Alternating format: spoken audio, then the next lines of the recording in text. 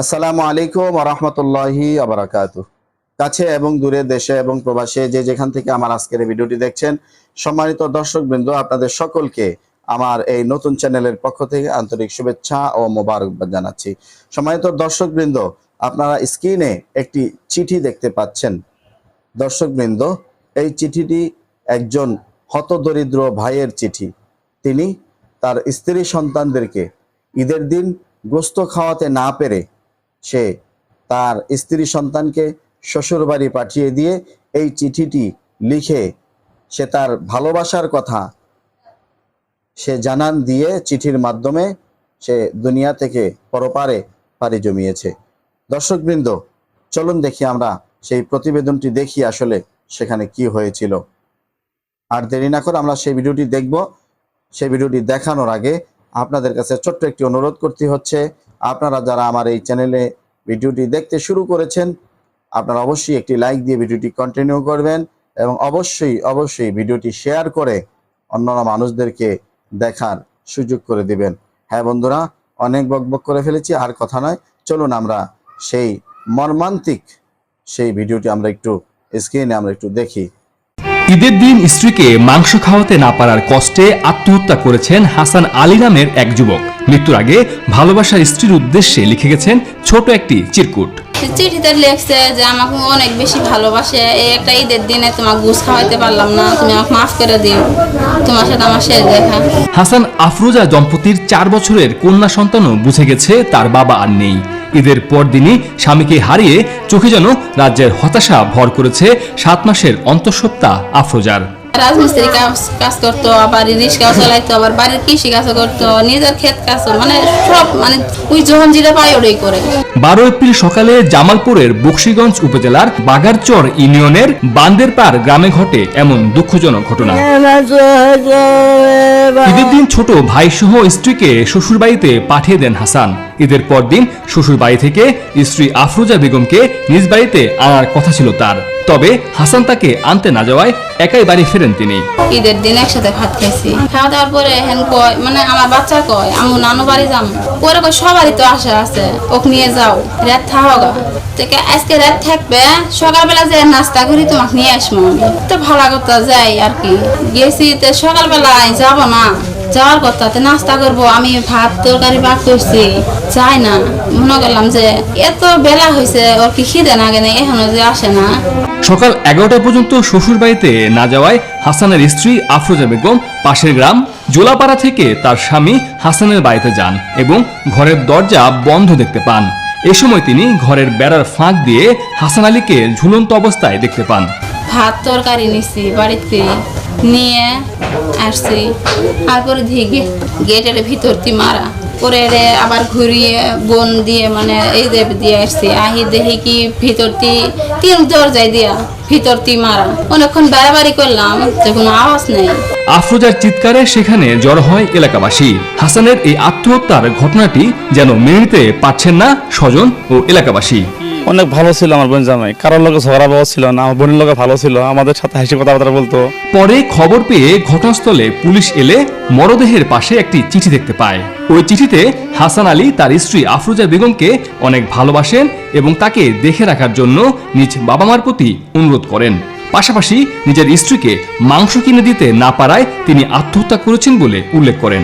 মরদেহের পাশ থেকে তার হাতের লেখা একটি চিরকুট পাওয়া যায়, যেটিতে সে মনের ভাষণা ব্যক্ত করেছে যে তার স্ত্রীকে সে প্রচন্ড রকমের ভালোবাসে এবং ঈদের দিনে সে তাদের জন্য মাংস সংগ্রহ করতে পারেনি বা কিনতে পারেনি, এই বিষয়টি সে ব্যক্ত করেছে।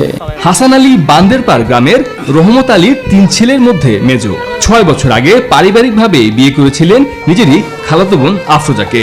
কাজের প্রয়োজনে হাসানের বাবা মা ও ভাইয়েরা ঢাকায় থাকেন। স্ত্রী সন্তান সহ গ্রামেই থাকতেন হাসান। ভ্যান চালানো, রাজমিস্ত্রির কাজ সহ বিভিন্ন রকম কায়িক শ্রম বিক্রি করে সংসার চালাতেন তিনি।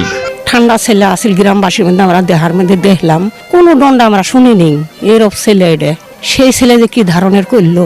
এদিকে পরিবারের কোনো অভিযোগ না থাকায় যথাযথ আইন নিয়ম মেনে লাশ দাফনের অনুমতি দেওয়া হয়েছে বলে জানান বকশীগঞ্জ থানার ওসি মোহাম্মদ আব্দুল আহাদ খান।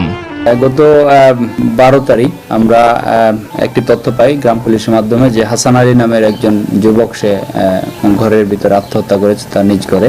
পরবর্তী সংবাদ পেয়ে আমাদের অত্র থানার sub inspector SI Khairul Islam সে উক্ত ঘটনাস্থলে যায় এবং যে লাশ উদ্ধার করে এবং তাদের অত্র পরিবারের পক্ষ থেকে তার মৃত্যু সংক্রান্তে কারো কোনো সন্দেহ নেই, এই বিষয়টি তারা অবগত করে এবং বিধি মোতাবেক তার পরিবারের নিকট মরদেহ হস্তান্তর করা হয়েছে। সম্মানিত দর্শকবৃন্দ, আপনারা ভিডিওটি দেখেছেন। এই ভাই কতটা দরিদ্র হলে পরে সে তার স্ত্রী সন্তানকে গোশত খাওয়াতে পারে নাই। তার স্ত্রী সন্তানকে সে কতটা ভালোবাসলে তার মনের ভিতরে এতটা কষ্ট আসতে পারে যে আসলে আমার কলিজার টুকরা স্ত্রীকে আমি গোশত খাওয়াতে পারলাম না, আমার কলিজার টুকরা সন্তানকে আমি গোশত খাওয়াতে পারলাম না, তাহলে আমি কেমন পুরুষ বা আমি কেমন বাবা, আমি কেমন স্বামী। হয়তো বা এই ক্ষোভটি তার ভিতরে কাজ করেছে। যদিও আত্মহত্যা এটা নিকৃষ্ট কাজ, এটা মহাপাপ, এটা আসলে ক্ষমার যোগ্য পাপ নয়। এটা আশা করি কেউ করবেন না, কারণ যদি আপনি আত্মহত্যা করেন দুনিয়া ও আখেরাত উভয় জাহানই আপনার ধ্বংস হয়ে গেল। তো যাই হোক দর্শকবৃন্দ, আমি যেই কথাটি আপনাদেরকে বলতে চাচ্ছি, এই ব্যক্তি কি সহজেই গলায় দড়ি দিতে গিয়েছে? না। আজকে আসলে এর জন্য কারা দেয়? সমাজের কিছু বিত্তবান মানুষ আছে যারা নাকি শুধু টাকার পাহাড় আর টাকার পাহাড় বানাচ্ছে। আল্লাহ রাব্বুল আলামিনের হুকুম, হজ, জাকাত, তারপরে আপনার নামাজ, রোজা, অন্যান্য সব সাইড ঠিক থাকলেও আজকে আমাদের মুসলমানদের মধ্যে একটা ফরজ ইবাদতের ভিতরে খুবই ঘাটতি দেখা যাচ্ছে, সেটা হলো জাকাত আদায় করে দেওয়া। অর্থাৎ আপনার যে জাকাতটা আপনার কাছে এসছে, আল্লাহ তাআলা আপনাকে সম্পদ দান করেছেন বিদায়ী সেটার জাকাত হয়েছে, আর সেটার জাকাত আপনাকে দেওয়া ফরজ, আপনাকে দিতেই হবে। আর এই জাকাতটা এটা শরীয়তের বিধান অনুযায়ী এটা আপনার বাপ দাদার সম্পত্তি নয়, এটা কিন্তু গরিব দুঃখীর সম্পদ, কারণ এটা আল্লাহ তাআলা গরিবের জন্য নির্ধারণ করে দিয়েছেন। আজকে আমাদের সমাজের যে সমস্ত বিত্তবান ভাইয়েরা, বিত্তবান লোকেরা তারা জাকাত দিচ্ছে না। আজকে যদি জাকাত দিত তাহলে আমাদের সমাজের মধ্যে এই ধরনের কোনো গরিব মানুষ থাকতো না। কোনো ফ্যামিলি অন্ততপক্ষে 2 ঈদের খুশির দিনে গরুর গোশত বা একটু ভালো মন্দ না খেয়ে থাকার তো কথা ছিল না। আজকে কেন করতে হচ্ছে? কেন এই আত্মহত্যার পথ বেছে নিচ্ছে?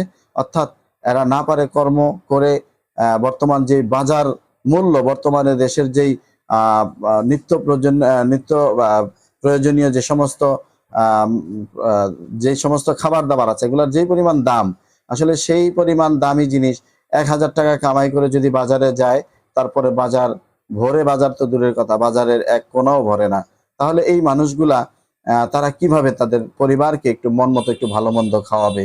যদি আমাদের সমাজের বিত্তবান ব্যক্তিরা যদি এগিয়ে আসতেন তাহলে হয়তোবা এই ভাইয়ের মতো মানুষের এরকম অকাল মৃত্যু হতো না, এই ধরনের গলায় ফাঁসি দেওয়া লাগতো না, বিষ খেয়ে মরে যাওয়া লাগতো না। এই জন্য আমি মনে করি সমাজের বিত্তবান যারা আছেন অবশ্যই তাদেরকে গরিব দুঃখীর সহযোগিতায় এগিয়ে আসতে হবে। সম্মানিত দর্শকবৃন্দ, সকলের কাছে অনুরোধ রইল, আপনারা এই ভিডিওটি যদি ভালো লাগে আপনাদের বন্ধু মহল যারা আছে তাদেরকে দেখার সুযোগ করে দিবেন। আপনার এই ভিডিওটি একটি লাইকের মাধ্যমে অন্যান্য ভাইরাও দেখতে পাবে, যাতে করে মানুষ এই ভিডিওটি দেখার পরে একটু হলেও শিক্ষা নিতে পারে যে আসলে সমাজের এক শ্রেণীর মানুষের অবহেলার কারণে আজকে অনেক প্রাণ ঝরে যাচ্ছে, অনেক ফ্যামিলি ধ্বংসের দ্বার প্রান্তে দাঁড়িয়ে যাচ্ছে। এজন্য অবশ্যই আপনারা ভিডিওটি শেয়ার করে ছড়িয়ে দিবেন। বন্ধুরা, আজ বিদায় নিচ্ছি, দেখা হবে নতুন কোনো ভিডিও নিয়ে। ততক্ষণ ভালো থাকবেন, সুস্থ থাকবেন। আল্লাহ হাফেজ। আসসালামু আলাইকুম ওয়া রাহমাতুল্লাহি ওয়া বারাকাতুহু।